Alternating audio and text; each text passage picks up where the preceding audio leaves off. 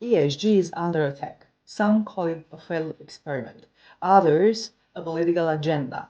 But really, there are companies worldwide that are quietly stepping back from it.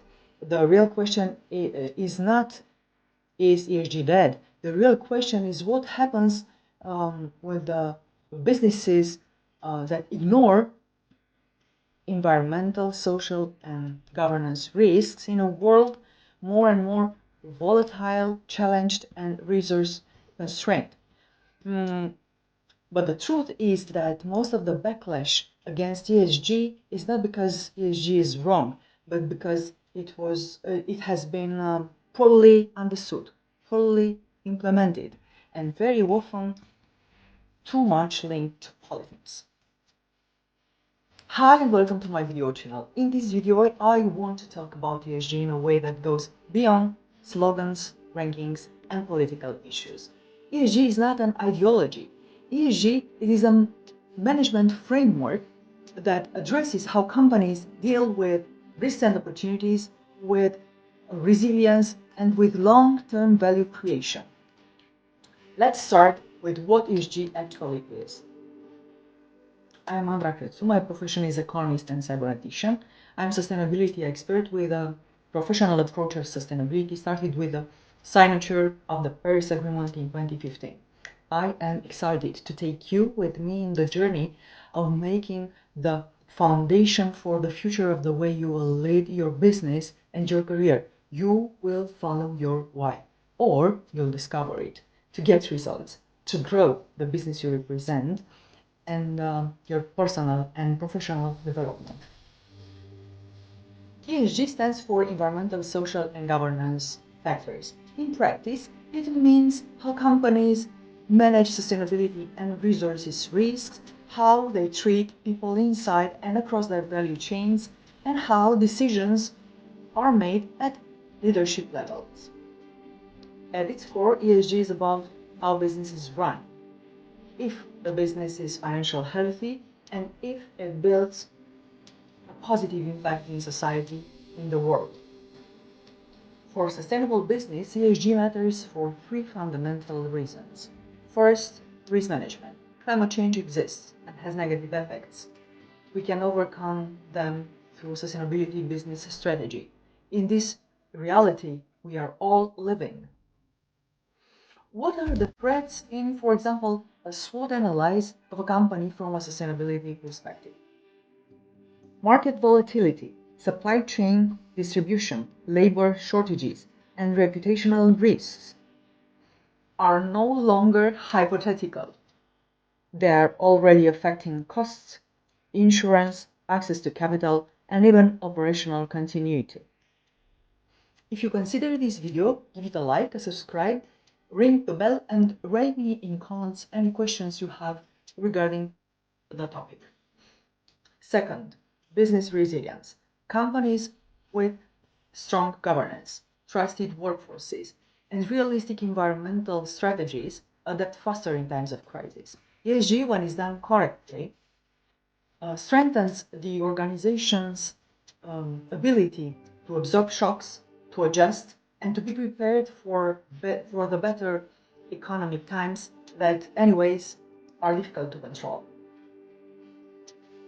Third, long-term value creation. Businesses become sustainable businesses not only for the next quarter, but for survival and relevance over a long enough period of time and experiences. ESG helps to align the capital allocation, the strategy, and the incentives with that horizon. So why is ESG facing such a backlash today? The backlash is real and in many ways understandable. For example, Larry Fink, one of the world's most influential investors, with his very public embrace of ESG in 2018, helped make the term of ESG a mainstream. And a long time, BlackRock CEO said he is ashamed to have been drawn into the political debate over the term. His comment, Larry Fink went on to say that he still believes in conscious capitalism, and that instead of talking in vague terms about ESG, he now prefers to talk a lot about decarbonization, we talk a lot about governance or social issues if that's something we need to address. In other words, he isn't changing the company's practices. He's just changing the way he talks about them.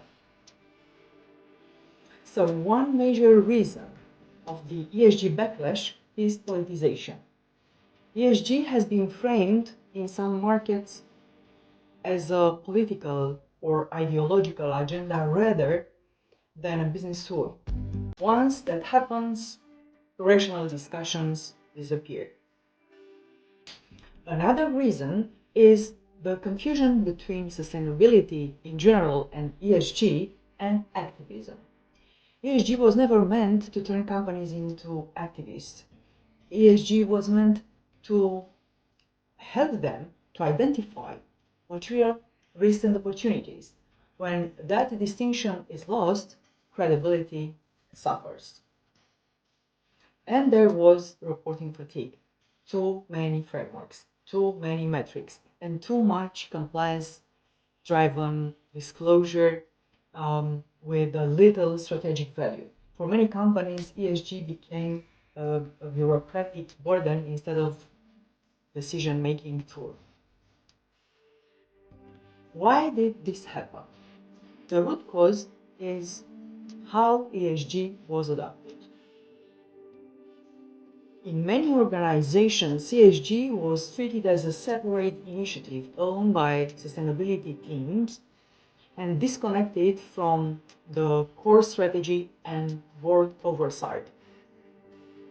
And it had to be used as an important business decision tool of the board management for the future of the business.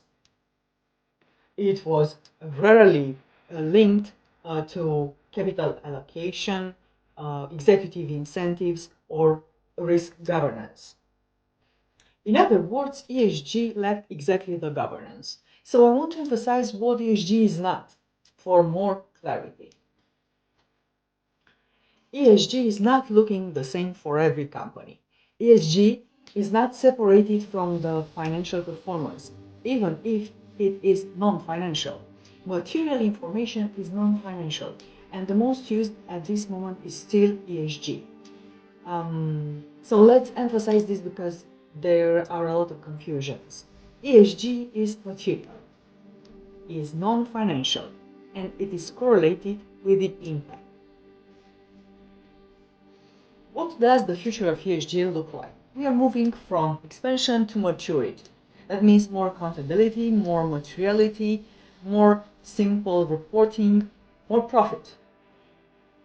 The companies that will succeed will not abandon ESG, but will simplify it, integrate it, and govern it properly. So the backlash we see today is not the end of ESG. It is a correction phase. Let's do a recap.